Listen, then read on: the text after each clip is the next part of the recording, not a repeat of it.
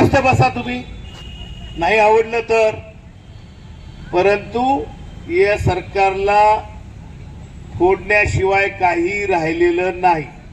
आता जरी आता इथं 10 संघटना आहे, याच्यातल्या उद्या फोडतील, याच्यातल्या 2-4 नेतील.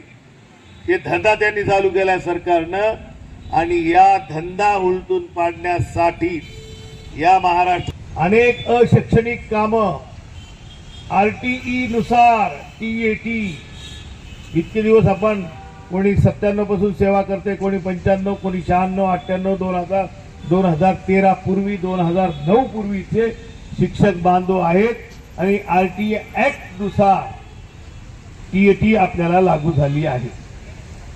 परंतु RTE ऍक्ट कलम 26 नुसार अशैक्षणिक कुठलंच काम करणं आपल्याला बंधनकारक नाही. आमच्या राज्याचे अध्यक्ष मुख्याध्यापकापासून तर शिक्षण सचिवापर्यंत त्यांनी सेवा केली आपल्या शिक्षण क्षेत्रात. आता शिक्षक आमदार म्हणून मुंबईचे जमो अभ्यंकर साहेब, आम्ही कलेक्टरला पत्र दिले आमच्या संघटनेनं 1 वर्षापूर्वी, अशैक्षणिक कामे आम्ही स्वीकारणार नाहीत. आपण कुठली कारवाई केली तर या विरोधात आम्ही दाद मागणार आहे.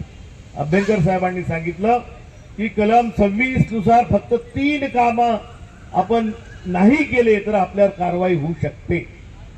कोणती कारवाई? 3 कामं कोणते?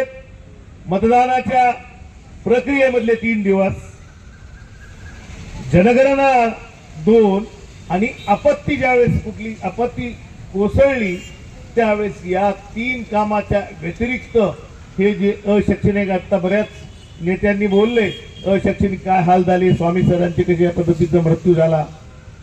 परंतु आपणही जसं कमजोर आहेत, मी सांगितलंय की बाबा तुम्ही या, घेऊ नका काम. कोणता कलेक्टर कारवाई करतो तर मी आहे.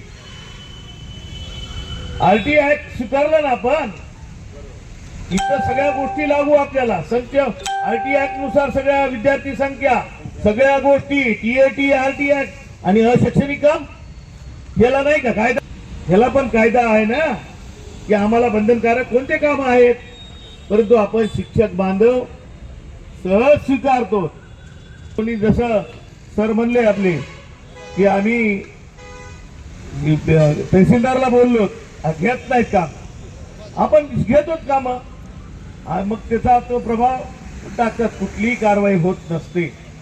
आपण त्या कामात थोडा हलगर्जीपणा झाला तर अनेकांना नोटीस येतात. आजपर्यंत तुम्हाला सांगा कोणता शिक्षक निलंबित झाला, डिसमिस झाला निवडणुकीच्या कामात? पण नाही. एवढं कंपल्सरी काम असताना. म्हणून आज संख्येचा विषय, आता एवढ्या संघटना आहेत.